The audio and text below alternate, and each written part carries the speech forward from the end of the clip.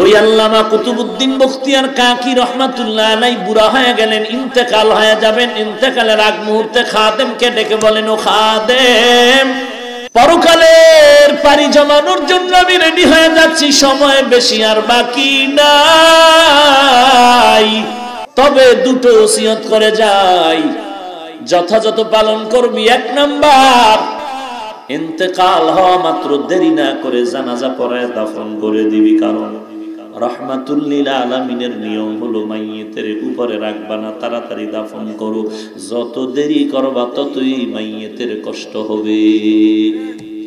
বাবাই মারা গেছে, সুইডেন থেকে ছেলে না আসলে জানাজা হবে না রে, বরফ মেডিসিন দিয়ে এটারে বাক্সা আটকায় রাখ। কি হবে? ছেলে আইসে একটা চিৎকার দিলে বাবায় সালাম দিবে, হ্যাঁ না চোখ মুছাই দিবে? এরে মানুষ কেমনে বুঝাই রে ভাই? কেন আলেমদের কথা বুঝতে তোমাদের কষ্ট হয়? আমার নবীর কথাগুলো তোমার কেন মজা লাগে না রে ভাই?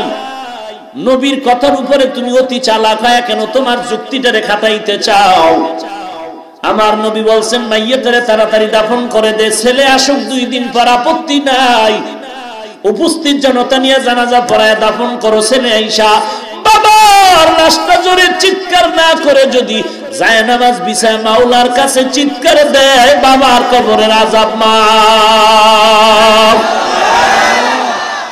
কুতুবউদ্দিন ডাক দিয়ে কয়, রে খাদেম, তাড়াতাড়ি জানাজা পড়ায় দিবি, দেরি করবি না, নবীর হাদিস অনুযায়ী দাফন করায় দিবি, দেরি যেন না হয়। 2 নাম্বার ওসিয়ত, আমি কুতুবউদ্দিনের ইন্তেকালের পরে যখন লাশটা নিয়ে ময়দানে রাখবি, ভারতের মধ্যে হাজার হাজার উলামায়ে কেরাম আসবে আমার নাম শুনে জানাজার ময়দানে, খবরদার যে কোনো আলেম যেন আমার জানাজার ইমামতি না করে। আমি কুতুবউদ্দিনের মাইয়িতটা দেহটারে রেখে একটা এলান করবি, আমার কুতুবউদ্দিন শায়েখ আমাদেরকে ওসিয়ত করে গেছেন 2টা। 1 নম্বরে জানাজা পড়ায় তাড়াতাড়ি দাফন করো। 2 নাম্বার, জানাজা আলেমরা সবাই পড়ানোর যোগ্যতা আছে, তবে আমার জানাজা ওই আলেম পড়াবে যার মধ্যে কমপক্ষে 4টা গুণ পাওয়া যাবে। কয়টা গুণ? ওই 4 গুণের কথা বলবা, কোন আলেমের নাম বলার দরকার নেই। 4 গুণওয়ালা আলেম থাকলে জানাজা পড়ায় দিবে, যদি না থাকে আমার লাশ ওখানে পচে যাক, আমার জানাজা যেন না পড়ানো হয়। আল্লাহর ওলি কুতুবউদ্দিন বখতিয়ার কাকির ইন্তেকাল হয়ে গেল, মাঠের মধ্যে লাশ হাজির, হাজার হাজার হিন্দুস্তানের উলামায়ে কেরাম হাজির হয়ে গেল। খাদেম চিল্লায় কয়, কে আছো? আল্লাহর ওলির জানাজা পড়ে তাড়াতাড়ি দাফনের ব্যবস্থা করে দাও, তবে সব আলেমরা যেন জানাজার ইমাম না হয়। কুতুবউদ্দিনের আওয়াজ, যে আলেম তার জানাজার ইমামতি করবে তার মধ্যে কমপক্ষে 4টা গুণ থাকতে হবে। 1 নাম্বার গুণ হলো আসরের 4 রাকাত ফরজ নামাজের আগে আরো 4 রাকাত সুন্নত নামাজ আছে, যেটা পড়লে সওয়াব, না পড়লে গুনাহ নাই। এই যে 4 রাকাত ফরজের আগে 4 রাকাত সুন্নত জীবনে যার ছুটে নাই, এই হলো তার 1 নাম্বার গুণ লাগবে। 1 নাম্বার গুণ, জীবনে আসরের 4 রাকাত ফরজ নামাজের আগে 4 রাকাত সুন্নত নামাজ জীবনে ছাড়ে নাই। তার মানে কি? ওই সুন্নত রাখছে, ফরজ পড়ে নাই। আপনারা তো এটাই বুঝবেন তাড়াতাড়ি।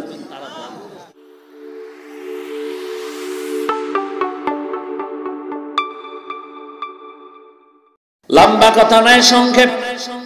আসরুনের অর্থ সময়, সময়ের শফাত। দুনিয়ার লাইনে সময়টারে কাজে লাগাও, দাম। আখিরাতের লাইনেও যদি সময়টারে মূল্যায়ন করো, দাম বেড়ে যাবে। আধা ঘন্টা সময় লাগায় 1 ওয়াক্ত নামাজ পড়ো, 5 ওয়াক্তে নামাজে আধা ঘন্টা করে 2.5 ঘন্টা লাগে না, তারপরও ধরে নিলাম আরো আধা ঘন্টা দিয়ে দিলাম 3 ঘন্টা। 3 ঘন্টা সময়ের মূল্যায়ন করে যদি বান্দা নামাজ আদায় করে নাও, আল্লাহ তাআলা 24টা ঘন্টার আমল নামায় তোমার 50 ওয়াক্ত নামাজের সওয়াব লিখে দিবে। মকুন সুসতি নামাজে পাঞ্জেগানা ফাওয়াইনুল লিল মুসাল্লিনাল্লাযিনা মুমিনারা ইনামাজ ইমদাদ দা ইস্তাঈনু আয়াতে খা আয়াতে কদ আফলাহারা ইয়াদিকুম গৌর কুন্দর মানিয়াজ দিল সাদিকুন। নামাজ যারা পাঁচ ওয়াক্ত পড়ে না, শুধু জুমাবার পড়ে, আছেন এরকম মুসলমান? শুধু কি পড়ে? জুমাটাও পুরা পড়ে না। ইমাম সালাম ফিরাইলে দৌড়, বাসায় গিয়া দেখে আরেকজনের জুতা নিয়ে হাজির। ধরা খাইলে কয় টেস্ট করলাম, টেস্ট। ধরা না খাইলে গেছি গা জুতা। আছেন এরকম মুসল্লি? যারা পাঁচ ওয়াক্ত পড়ে না, শুধু জুমা পড়ে, তাও অর্ধেক পড়ে। আল্লাহর শপথ করে বলি, এদেরকে নামাজি বললে কবিরা গুনাহ হবে। এরা নামাজি নয়, বরং রাসূলের হাদিস মতে এরা নামাজ চোর। পৃথিবীর শ্রেষ্ঠ চোর যারা নামাজ চুরি করে। আমার বাবার কথা না, নবীর হাদিস? জোরে বলেন ভাইরা আমার। আল্লাহর নবী বলেন, বান্দা তুমি যদি এশার নামাজ জামাতে আদায় করে ঘুমাও, আবার ফজরের নামাজ উঠে যদি জামাতে আদায় করো, ঘুমের মধ্যে যেই সময়টা ব্যয় করলা, ওই সময়টাকে নেকের পাল্লায় ওজন দেওয়া হবে। কত সুন্দর সুযোগ, এরপরও বান্দা নামাজ পড়ে না। কপাল কত পোড়া রে ভাই। ডাক্তারের হুকুম মানতে গিয়া শীত নেই, গরম নাই, কুয়াশা নাই, ঠান্ডা নাই, ফজরের সময় রাস্তায় দৌড়ায়। এত বড় বেহায়া বেলাজা, রাস্তায় হাঁটে, ডাক্তারের কথায় ফজরের নামাজে মসজিদে যায় না। এই বান্দারে বেহায়া বললে আমার গুনাহ হবে? ডাক্তারের কথায় রাস্তায় দৌড়ায়, ফজরের নামাজে আজান হইল, মসজিদে, মসজিদ থেকে তোমাকে ডাক দেওয়া হলো, নামাজ পড়ো, মুসল্লি আসো, আসসালাতু খায়রুম মিনান নাওম। ঘুমের চেয়ে নামাজ খারাপ। একটুখানি নেকের তরে রোজ হাসরের মাঠেতে বাবা ঘুরবে ছেলের পিছে, ছেলে বাবার আগেতে। আহাতে মন কঠিন দিনেতে নামাজ তোমায় ভুলবে না, ঠিক মতো পড়িলে নামাজ জান্নাত তোমার ঠিকানা। ঘুমের চেয়ে নামাজ ভালো, আর তুমি ঘুমাইও না, ঠিক মতো পড়িলে নামাজ জান্নাত তোমার ঠিকানা। আমার প্রাণের ভাই বোনেরা, জলদি করে উঠে যাও, ওযু করে তাড়াতাড়ি নামাজ পড়তে লেগে যাও। নবী বেনামাজির শাফাআত করিবেন না, ঠিক মতো পড়িলে নামাজ জান্নাত তোমার ঠিকানা। ঠিক মতো নামাজ পড়ার মানে হইল ইমাম সালাম ফিরাইলে দৌড়। নামাজি বান্দার সামনে দিয়ে দৌড়ায়, আসেনি? আহা, আল্লাহ আমাদের 5 ওয়াক্ত নামাজ যথা সময়ে আদায় করার তৌফিক দান করুন। আখিরাতের লাইনে সময়টারে কাজে লাগাইছেন যারা, তারাও দামি হয়ে গেছেন। সাহাবায়ে কেরাম, আম্বিয়ায়ে কেরাম, আউলিয়ায়ে কেরাম। আর সারা দুনিয়ার বেঈমানের জবানের মধ্যে খাজা মুঈনুদ্দিনের নাম। কেন? তারা সময়টারে মূল্যায়ন করেছেন, তাদের মূল্যায়ন হয়েছে। চট্টগ্রামের জমিনে ঘুমিয়ে আছেন কুতুবুল আলম শাহ আমানত। তিনি ছিলেন এক গরিব ফ্যামিলির সন্তান, সরকারি কর্মচারী, একজন সরকারি চাকরিজীবী ডিসি সাহেবের পিয়ন ছিল শাহ আমানত। তাল গাছের পাতা দিয়া পাখা বানায় বাতাস করত। কই গেল ডিসির 14 গোষ্ঠীর কোন অস্তিত্ব নাই, খবর নাই। অথচ বিধর্মীরাও শাহ আমানতের নাম শুনলে শ্রদ্ধা ভরে সম্মান করে। সময়ের মূল্যায়ন করেছেন। এরে আল্লাহর গোলাম, গরিবের সন্তান, মালিকের বাড়ির কর্মচারী কাজ করে, গার্মেন্টসে কাজ করে, কিন্তু ফাঁকে ফাঁকে আজান সময় মতো নামাজ আদায় করে সময়টারে অযথা কাটায় না, বাকি টাইম ঘুমায় না, হয় ওভার ডিউটি করে, আবার নামাজে গিয়া কান্না করে, মালিক তুমি গরিব বানাইছো, কষ্ট করতেছি দিনের জন্য, কামাই রুজিতে তুমি বরকত বাড়ায় দাও, আমি কামাই করলে আমার মার মুখে হাসি আসে, খানা দিতে পারি না, হয় পারি না। এরে নবীর উম্মতের দল, সময়টারে আখিরাতের লাইনেও কাজে লাগাইলে জীবনটা ধন্য হয়ে যাবে। সাহাবায়ে কেরামদের থেকে বড় পীর, বড় বুজুর্গ, বড় মুফতি, মুহাদ্দিস এই জমিনে নাই, চিন্তা করাও যাবে না। অথচ এত বড় আলেম, এত বড় মুফতি, এত বড় মুহাদ্দিস, এত বড় বুজুর্গ, এত বড় দামি হয়েও এদের ইশরাক বন্ধ নাই, তাহাজ্জুদ বন্ধ নাই, আউয়াবিন বন্ধ নাই, চাশতের নামাজ বন্ধ নাই। জিহাদের ময়দানেও তারা ফাস্ট, সন্তানের হক আদায়ের বেলায় ফাস্ট, স্ত্রীর হক আদায়ের বেলায়ও ফাস্ট, বেঈমানের বিরুদ্ধে মোকাবেলায় ময়দানেও তারা ফাস্ট। এত বড় ইমামে আজম আবু হানিফা রাহমাতুল্লাহ আলাইহি, এত বড় একজন ইমাম, 2 রাকাত নামাজে সারা রাত কাটায় দিতেন। এত বড় আল্লাহর ওলি ইমামুল মুসলিমিন, হাজার হাজার হাজার মাসআলা কোরআন হাদিস রিসার্চ করে বের করতেন। ইমামে আজমের থেকে বড় মুফতি এই জমিনে কেউ আছে নাকি রে ভাই? যদিও ইমাম আবু হানিফারে কত বেদ্য বেড়া গালি দেয়নি? ওই যে লিখতে জানে না, মুসবার জম, লিখতে জানে না, মুছে ফেলার জম,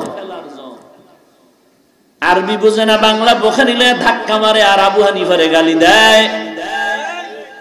বেতন কম, ধমক বেশি। বেতন কম,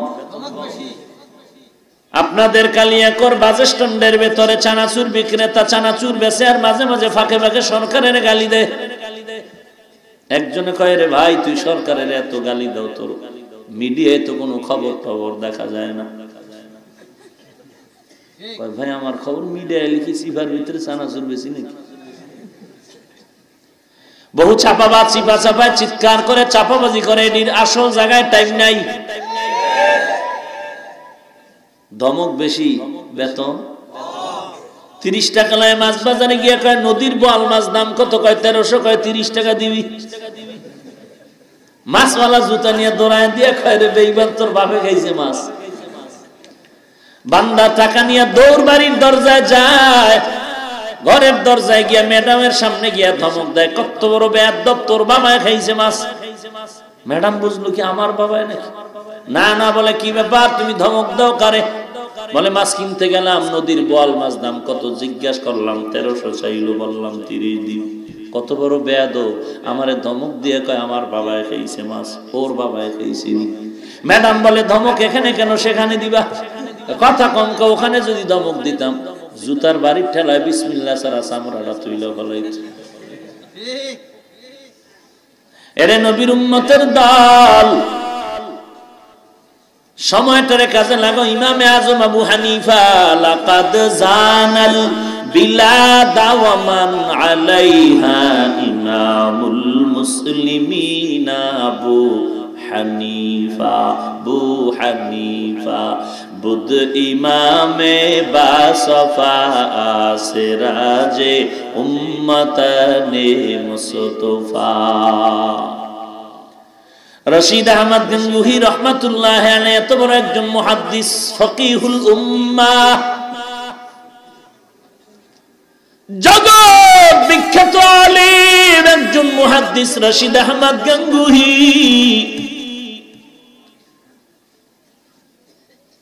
এত বড় আলেম ছিলেন, অথচ তার 22 বছরের মধ্যে একবারও তাকবীরে উলা ছুটে নাই। সময়টারে মূল্যায়ন করেছেন।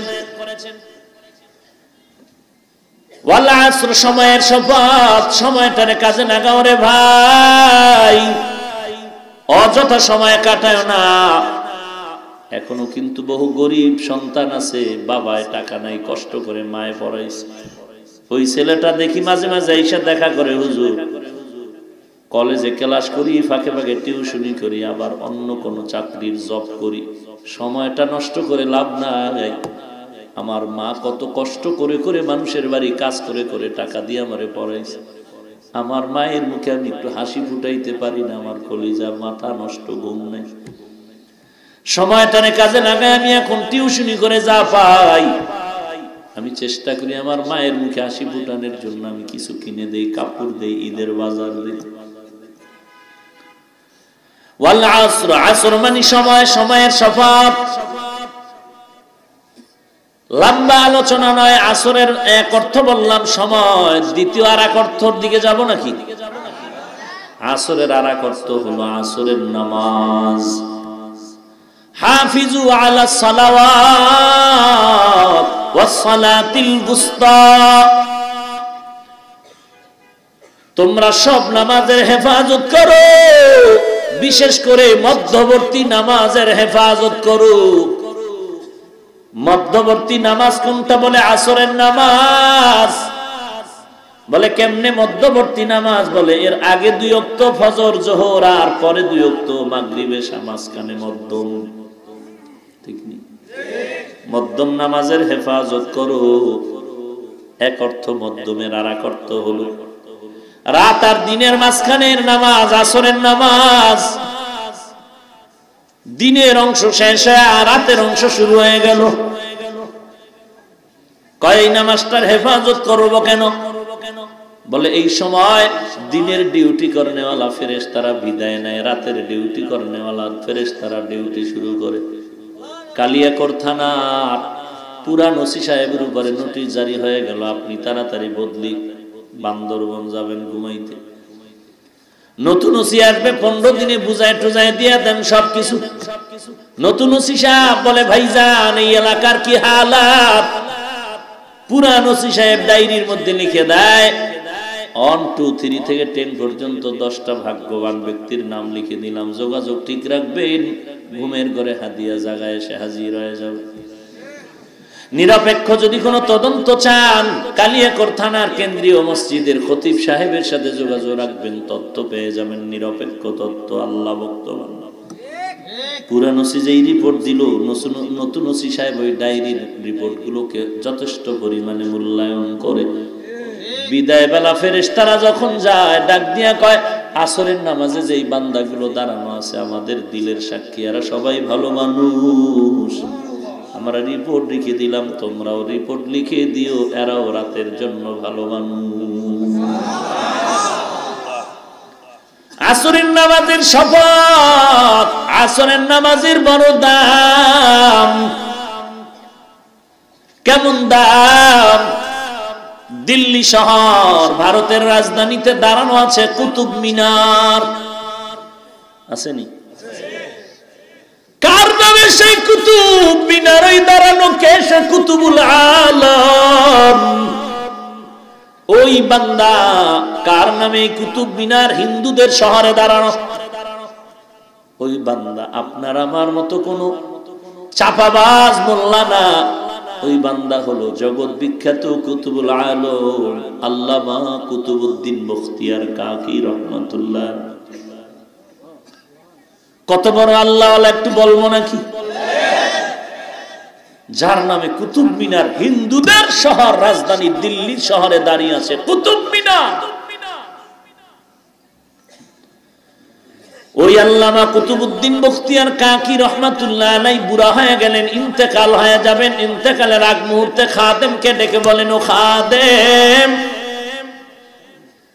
পরকালের পাড়ি জমানোর জন্য আমি রেডি হয়ে যাচ্ছি, সময় বেশি আর বাকি নাই, তবে দুটো ওসিয়ত করে যাই, যথাযথ পালন করবি। 1 নাম্বার, ইন্তেকাল হওয়া মাত্র দেরি না করে জানাজা পড়ায় দাফন করে দিবি, কারণ রাহমাতুল লিল আলামিনের নিয়ম হলো মাইয়িতের উপরে রাখবা না, তাড়াতাড়ি দাফন করো, যত দেরি করবা ততই মাইয়িতের কষ্ট হবে। বাবাই মারা গেছে, সুইডেন থেকে ছেলে না আসলে জানাজা হবে না রে, বরফ মেডিসিন দিয়ে এটারে বাক্সা আটকায় রাখ। কি হবে? ছেলে আইসা একটা চিৎকার দিলে বাবায় সালাম দিবে, হ্যাঁ না চোখ মুছাই দিবে? এরে মানুষ কেমনে বুঝাই রে ভাই? কেন আলেমদের কথা বুঝতে তোমাদের কষ্ট হয়? আমার নবীর কথাগুলো তোমার কেন মজা লাগে না রে ভাই? নবীর কথার উপরে তুমি অতি চালাক হয় কেন তোমার যুক্তিটারে খাটাইতে চাও?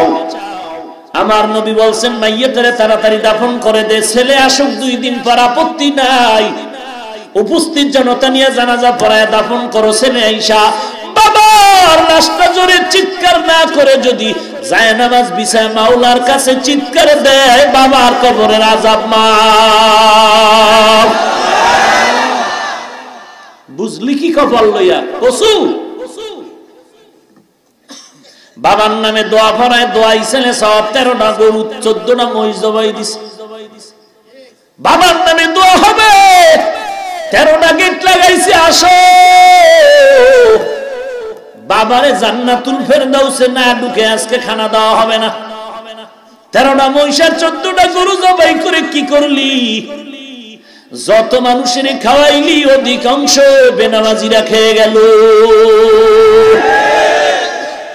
জান্নাতুল ফেরদাউস পাইয়া লাইছে না?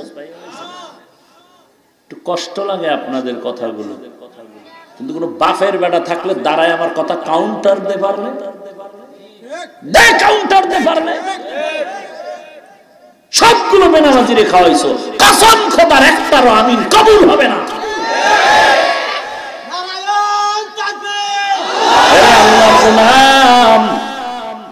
এই টাকাগুলো যদি কত বান্দা আছে গুলিস্তানে ডাস্টবিনে পড়ে আছে, একটা শীতের পোশাক নাই, কম্বল নাই, ল্যাপ নাই, ঘুমাইতে পারে না। ওই যে বাবাদেরে কই পাঠায় দেয় না কি বৃদ্ধাশ্রম, হ্যাঁ কত অপমান, কত অপদস্থ হচ্ছে ওখানে। ছেলে এখানে বাবু আনা করে, বাবুগিরি করে বন্ধু বান্ধবীদের নিয়ে। আহা কি বলবো, সব কথা বলতেও পারি না, কোন দিক দিয়ে আবার আগুন জ্বললে উঠে। ভাইরা আমার, কত মাদ্রাসার গরিব এতিম অসহায় ছাত্র 24টা ঘন্টা আল্লাহর কোরআন পড়ে, নবীর হাদিস পড়ে, তাহাজ্জুদ পড়ে, কান্নার আওয়াজ। অধিকাংশ গরিব ছাত্র মাদ্রাসায় দেখি একটা কম্বল নাই, শীতের মধ্যে কত কষ্ট, বা একটা মশারিও টানাইতে পারে না, টাকা নেই। কত ঈদের দিন চলে যায়, একটা নতুন জামা কাপড় পরতে পারে না। তুমি যদি বান্দাই কোরআনওয়ালা সন্তানগুলোর কিছু দিতা, ওরা ভোর রাত্রে একটু দোয়া করতো, তোমার কপাল খুলে যাইত, কবরের আযাব মাফ হয়ে যেত। কুতুবউদ্দিন ডাক দিয়ে কয় রে খাদেম, তাড়াতাড়ি জানাজা পড়ায় দিবি, দেরি করবি না। নবীর হাদিস অনুযায়ী দাফন করায় দিবি, দেরি যেন না হয়। 2 নাম্বার ওসিয়ত, আমি কুতুবউদ্দিনের ইন্তেকালের পরে যখন লাশটা নিয়ে ময়দানে রাখবি, ভারতের মধ্যে হাজার হাজার উলামায়ে কেরাম আসবে আমার নাম শুনে জানাজার ময়দানে। খবরদার যে কোনো আলেম যেন আমার জানাজার ইমামতি না করে। আমি কুতুবউদ্দিনের মাইয়েরটা দেহটারে রেখে একটা এলান করবি, আমার কুতুবউদ্দিন সাহেব আমাদেরকে ওসিয়ত করে গেছেন 2টা, 1 নম্বরে জানাজা পড়ায় তাড়াতাড়ি দাফন করো, 2 নাম্বার জানাজা আলেমরা সবাই পড়ানোর যোগ্যতা আছে, তবে আমার জানাজা ওই আলেম পড়াবে যার মধ্যে কমপক্ষে 4টা গুণ পাওয়া যাবে। কয়টা গুণ?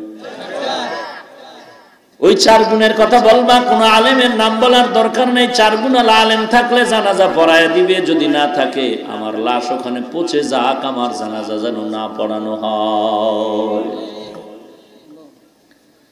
আল্লাহর ওলি কুতুবউদ্দিন বখতিয়ার কাকির ইন্তেকাল হয়ে গেল, মাঠের মধ্যে লাশ হাজির, হাজার হাজার হিন্দুস্তানের উলামায়ে কেরাম হাজির হয়ে গেল। খাদেম চিল্লায় কয় কে আছো?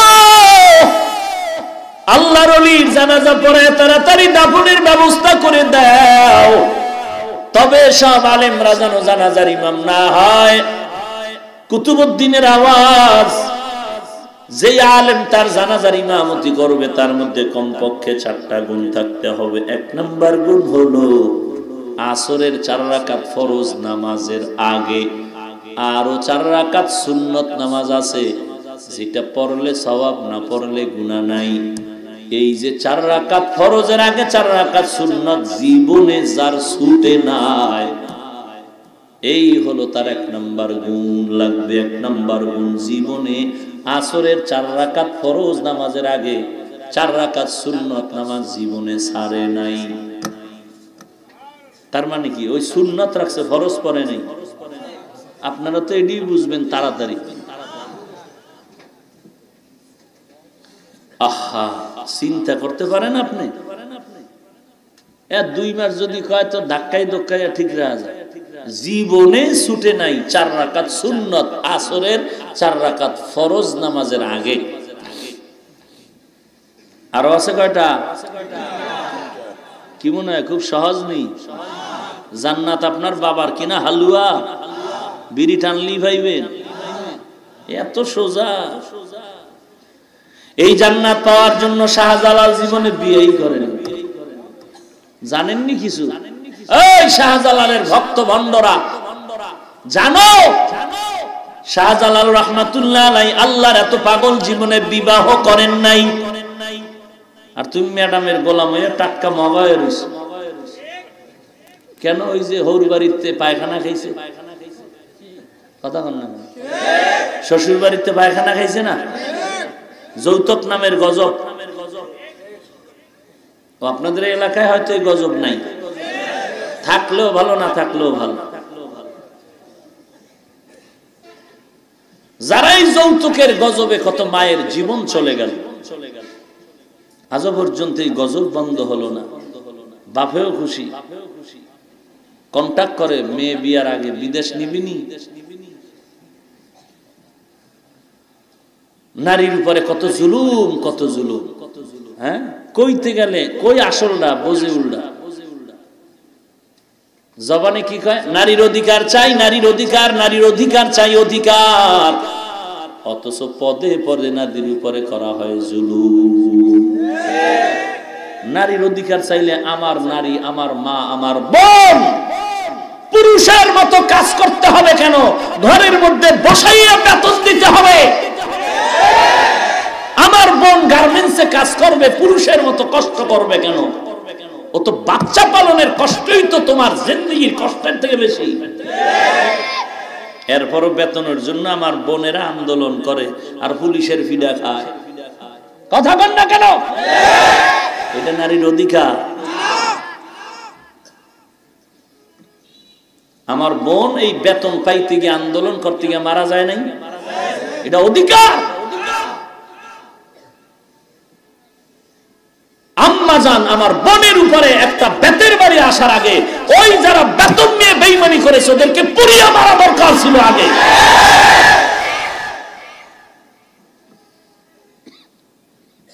এরপরে কত ইজ্জত নষ্ট হচ্ছে আমার বোনের রাস্তাঘাটে। তার মানে কি? একটা গরুর যেমন দাম নাই, আমার মা জাতির তেমন দাম নাই বুঝাইতে চায়। চাপার জোরে খায় অধিকার চাই, চাপার জোরে বলে অধিকার চাই।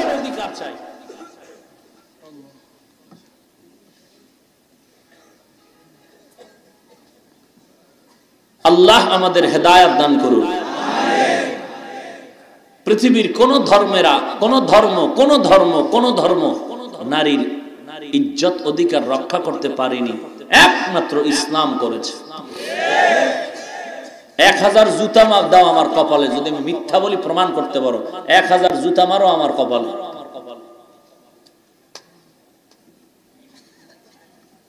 ইসলাম ছাড়া নারীর অধিকার পৃথিবীতে কেউ দিতে পারেনি। চ্যালেঞ্জ, জুতা নিয়ে আসো আমার সামনে। হিন্দু ধর্মে নারীকে ঠকাইছে, বৌদ্ধ ধর্মে নারীর উপরে জুলুম, ইহুদি ধর্মে নারীর উপরে জুলুম, খ্রিস্ট ধর্মে বর্তমান নারীর উপরে জুলুম। ইসলাম ধর্মে একমাত্র নারীর ইজ্জত, একমাত্র নারীর সম্মান অধিকার ইসলাম রক্ষা করেছে। মেয়েটা বিয়ার আগ পর্যন্ত বাবায় খাওন পরন দিবা, মেয়েটার যেন শরীরের উপরে কোনো কষ্ট না হয়, চাপ না আসে, মেয়েটার উপরে কোনো টেনশন না পড়ে। স্বামীর ঘরে যখন যাবে, স্বামী আমার মায়ের উপরে তুমি কষ্ট দিও না, কোনো পেরেশানি দিও না। বাচ্চা আসবে, বাচ্চাটা যেন তোমার ভবিষ্যৎকে জমায়ে ধরে রাখবে। আম্মা জানের মধ্যে টেনশন দিলে ওই বাচ্চার উপরে টেনশনের অ্যাকশন শুরু হবে। আম্মা জানের শরীরটা যদি নষ্ট হয়, তোমার জীবনের বাচ্চাটার উপর, শরীরের উপরে আঘাত হয়ে যাবে। আমার আম্মা জানকে টেনশন মুক্ত রাখতে হবে। এরপরে যখন সন্তান হয়ে যাবে, আম্মা জান সন্তান লালন পালন করতে গিয়ে কত কষ্ট, ঠিক মতো ঘুমাইতে পারে না। যাদের ঘরে বাচ্চা আছে তারা বুঝতেছেন, আপনার স্ত্রী বাচ্চা নিয়ে কত কষ্ট করতেছে, রাতের ঘুম নাই, একটা রাত্র ঘুমাইতে পারে না। এদিকে আবার রান্না বান্নার ফিকির, কত টেনশন একটা মহিলার উপরে। আপনি মিয়া 2 মিনিট আগুনের সামনে দাঁড়ায় থাকতে পারেন না, আর 1.5-2 ঘন্টা 3 ঘন্টা আগুনের পেছনে শুধু আপনার মহব্বতে খেদমত করতেছে। টের তো পান না, চকবাজারে গেলে টের পাইতেন কি হয়ে গেছে, কয়দিন হয়ে গেছে, মোটামুটি ছোটখাটো এক কিয়ামত হয়ে গেছে। একদল আল্লাহর বান্দা বললেন, যখন শুনলাম আগুন আর আগুন সহযোগিতার জন্য সামনে আগায় গেলাম। আগুনের লেলিহান তাপমাত্রা এত বিকট বিস্তৃত হয়ে গেল, তাকায় তাকায় দেখতেছি মানুষগুলো বাঁচাও বাঁচাও করে পুড়িয়া যায়, সামনে আগাইতে পারি না, আগুন আগাইতে পারি না, তাকায় দেখতেছি পুড়িয়া যাইতেছে, ছটফট করতেছে, আমি আগাইতে পারি না, আমাকে আগুনে ধাওয়া করতেছে। মা তাকায় দেখছে বাচ্চা সামনে পুড়িয়া যায়, কি করবে, নিজেরে নিয়ে ব্যস্ত। কিয়ামত, এক কিয়ামত হয়ে গেছে। বাচ্চা দেখছে তার ভাই পুড়ে যায়, তার মা পুড়ে যায়, কিছু করার নাই। মাথাটা বালিশে লাগায় 1/2 মিনিট চোখ বন্ধ করে একটু চিন্তা করে দেখেন যে মাথা আপনার গরম হয়ে যায়, আসলে কি হয়ে গেল। সামান্য একটু মুসিবত আপনার উপর আসলে কি যে মাথা গরম হয়ে যায়। ছেলেকে আব্বুকে কথা বলিস না, মাথা গরম, সর, লাথি বানু, সর, মাথা গরম, একটু টেনশন। পুলিশে টেলিফোন করছে, দেখা করে টেনশন শুরু হয়ে গেছে। কথা ঠিক নেই? ওসি সাহেব কইছে, কোথায় আছেন স্যার? জায়গা মতো, একটু দেখা করেন তো। মাথা গরম হয়ে গেছে, কি বাতের লোকমা মুখে ছিল, হয়ে গেছে, কি ঠিক নেই? সামান্য একটু টেনশন, মাথা গরম। স্ত্রীর সাথে ব্যবহার খারাপ, কেন মাথা কি গরম, নিজে কয় আবার, এই মাথা গরম, দূরে সর, দূরে সর। আহা, আল্লাহর ওলি কুতুবউদ্দিন বখতিয়ার কাকি রহমাতুল্লাহ আলাইহির ওসিয়ত মতো খাদেম ডাক দিয়ে বললেন, কোন আলেম আছেন 4 গুণওয়ালা, দেরি না করে জানাজা পড়ায় দেন। ময়দানটা চুপ হয়ে গেল, সবাই হতভম্ব হয়ে গেল, এই 4 গুণওয়ালা বান্দা কোথায় আছে, সম্ভব না। কিন্তু আবার সবাই মনে মনে ভাবে, কুতুবুল আলম কুতুবউদ্দিন বখতিয়ার কাকি তো একজন জবরদস্ত আল্লাহওয়ালা, ওই 4 গুণওয়ালা না থাকলে তো বান্দা বলতেন না। খাদেম চিল্লায় কয়, কে আছে, দেরি না করে জানাজা পড়ায় দাও, আল্লাহর ওলির কষ্ট দিও না। চিল্লায় 2-3 বার বলা মাত্র পেছন থেকে আওয়াজ, একজন আল্লাহর বান্দা ডাক দিয়ে কয়, রাস্তাটা খুলিয়া দাও, কুতুবউদ্দিনের সামনে যাওয়ার রাস্তা করে দাও। দৌড়ায় আল্লাহর ওলির লাশের সামনে গিয়া কয়, রে কুতুবউদ্দিন, তুই কি করলি? আমার এই 4টা গুণ আমার মাওলার সাথে গোপনীয়তার সাথে ছিল, আমার স্ত্রী পর্যন্ত জানতো না। আজ তুমি আমার এই অবস্থাটারে ওপেন করে দিয়েছ রে কুতুবউদ্দিন, এমন জায়গায় ঠেকায় দিলি, কিছুই করার আমার নাই। ইতিহাস পড়ো, ভারতবর্ষের ইতিহাস।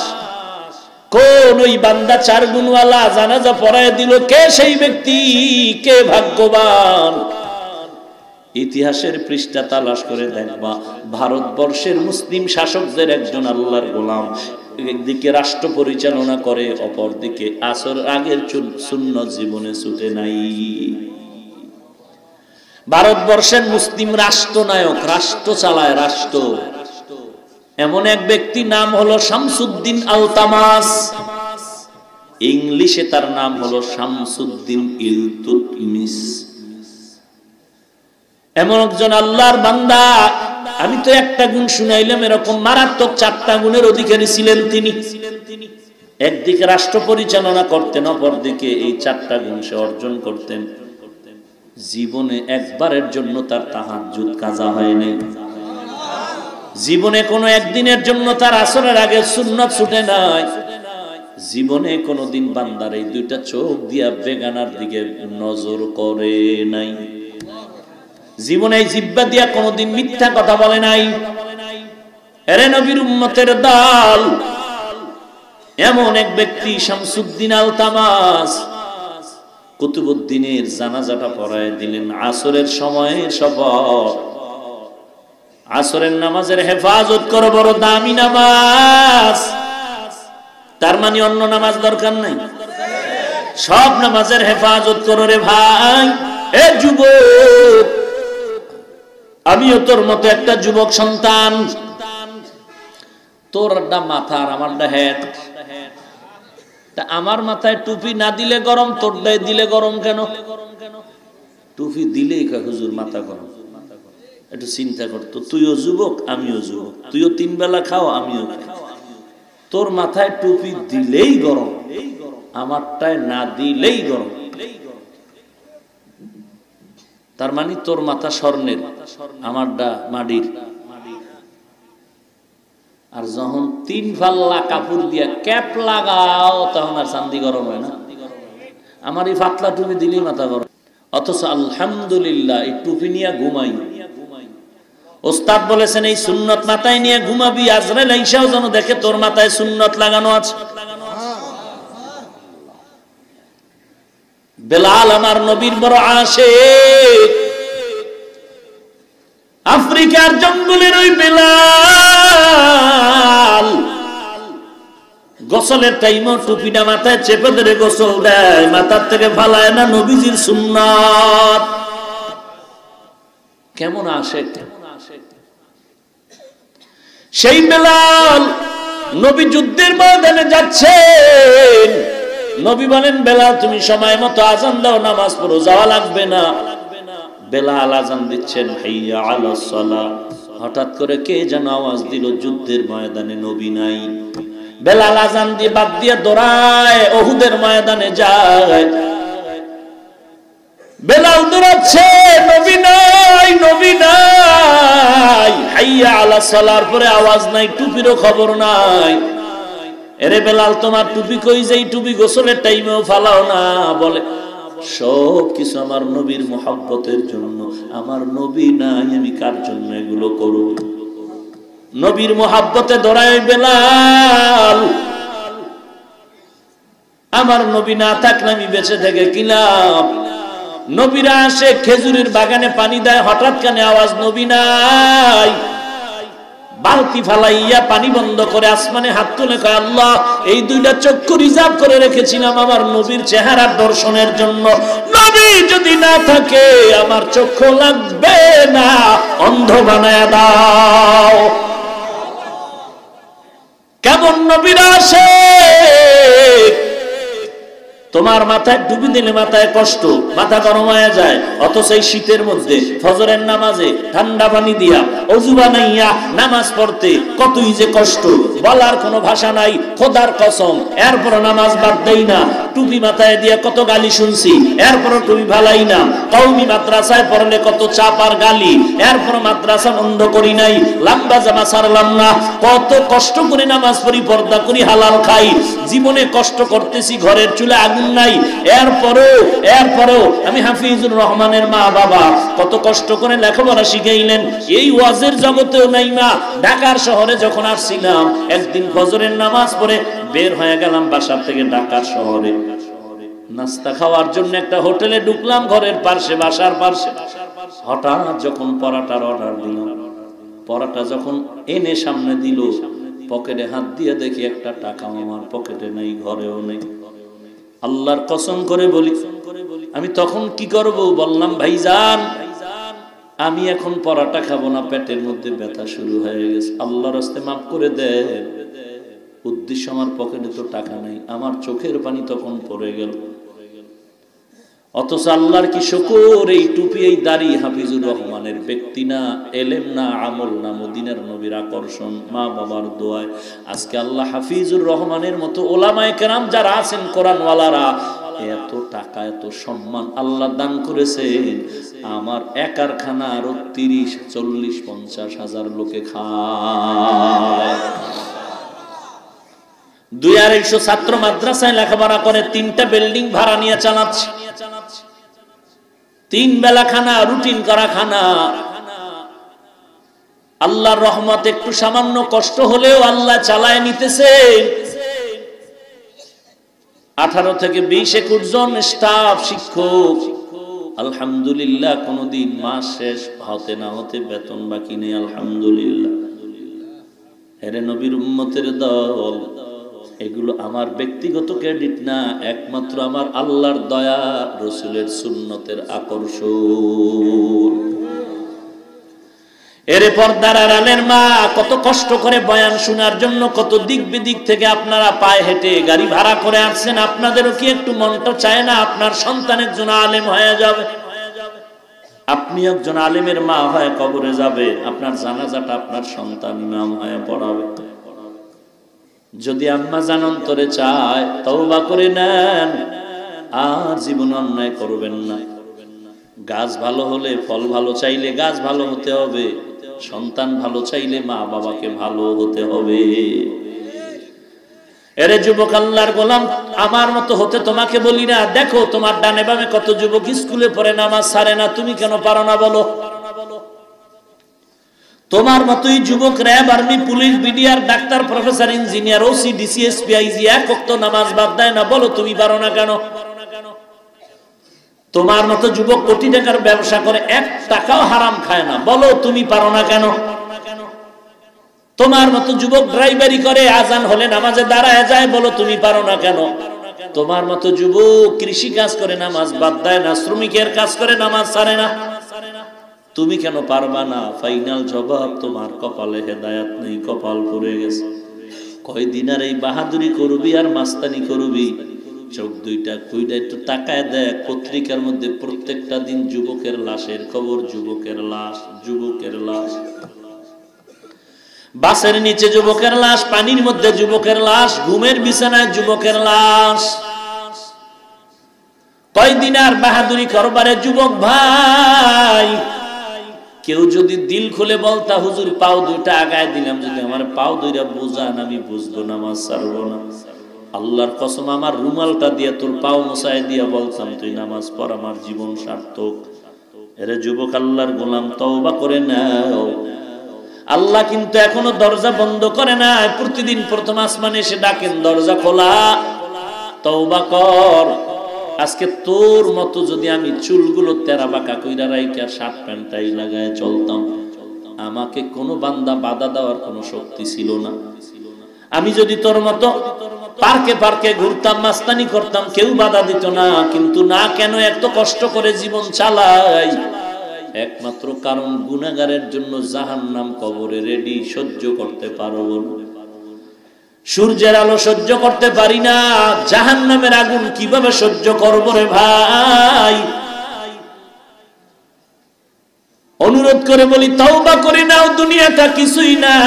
অন্তরকে জিজ্ঞাসা করো, আল্লাহর কোরআন সত্য কিনা? যদি বলো হ্যাঁ সত্য, তো কোরআনের মধ্যে জান্নাতেরও বয়ান আছে, জাহান্নামেরও বয়ান আছে।